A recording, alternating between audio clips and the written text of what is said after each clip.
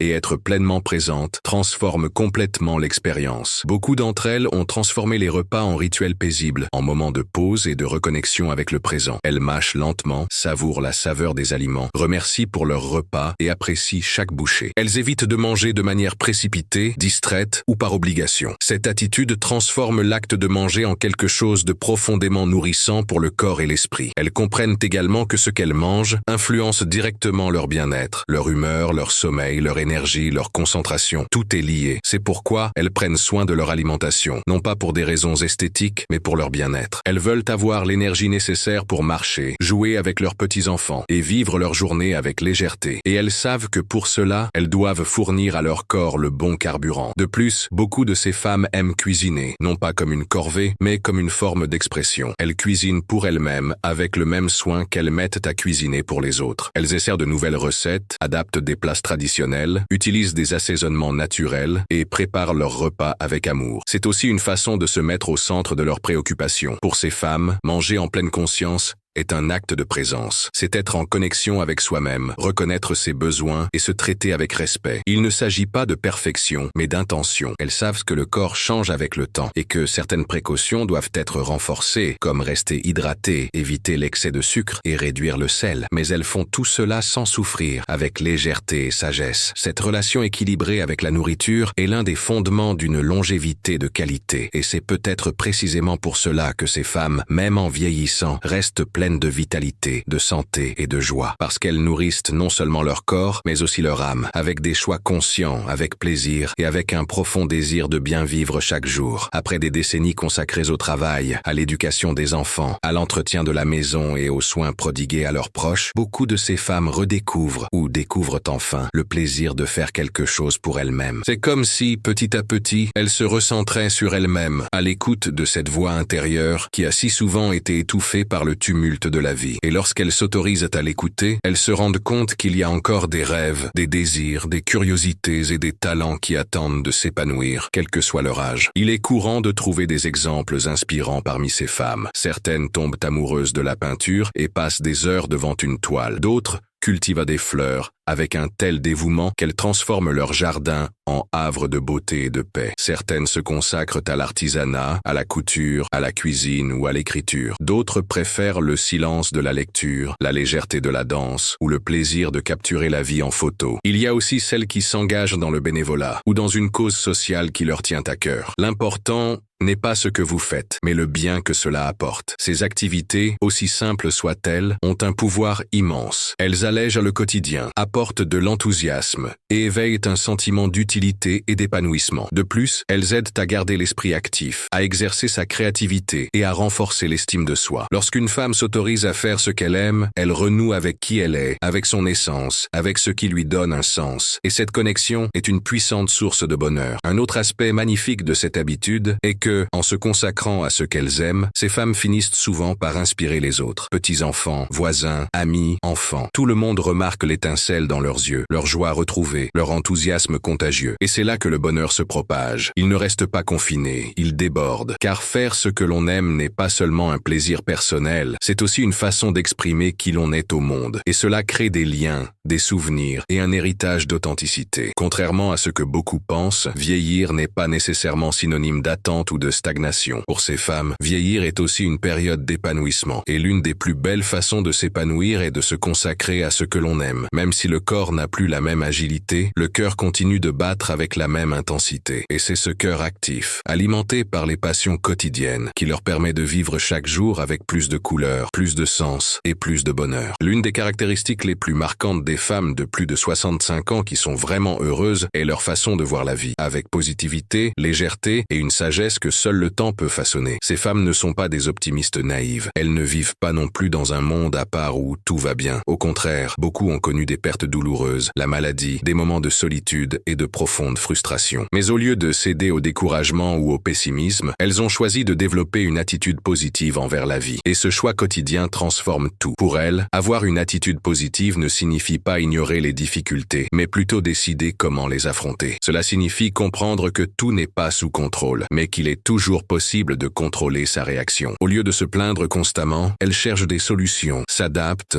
et, lorsqu'il n'y a pas de solution, elles apprennent à accepter. Cette acceptation n'est pas de la passivité, c'est une maturité émotionnelle. C'est la capacité de voir qu'il y a de la beauté même dans les jours difficiles et que la souffrance, bien qu'inévitable parfois, ne doit pas nécessairement être le protagoniste de l'histoire. Ces femmes ont tendance à avoir une vision douce de la vie. Elles reconnaissent leurs réalisations, apprécient ce qu'elles ont vécu et savent que chaque ride raconte une histoire de dépassement, d'amour et de courage. Elles ne se laissent pas emprisonner par les limites de l'âge. Au contraire, elles cherchent des raisons d'être reconnaissantes d'être encore en vie, lucides, désireuses d'apprendre, d'enseigner et de vivre. Cette gratitude va d'ailleurs de pair avec la positivité. Quand on regarde la vie avec des yeux reconnaissants, il est plus facile de trouver de la beauté même dans les petites choses. Elles savent aussi rire d'elles-mêmes. Elles savent que la perfection n'existe pas et que prendre les choses à la légère est un cadeau qu'elles s'offrent. Elles plaisantent sur leur étourderie, jouent avec leurs petits-enfants, rient de leurs propres erreurs et transforment les moments moments banals en petites joies. Ce sens de l'humour est un bouclier contre l'amertume, la rigidité et le poids du temps. Il rend les journées plus légères et la coexistence plus agréable, car là où il y a de la bonne humeur, il y a de l'ouverture, de la chaleur humaine, de la vie qui pulse. Une autre caractéristique frappante est que ces femmes ne s'accrochent pas au passé avec tristesse, ni ne vivent prisonnières de ce qu'elles ne peuvent plus faire. Elles vivent dans le présent avec présence. Elles savent que le présent est tout ce qu'elles ont vraiment, et elles en profitent. Une promenade,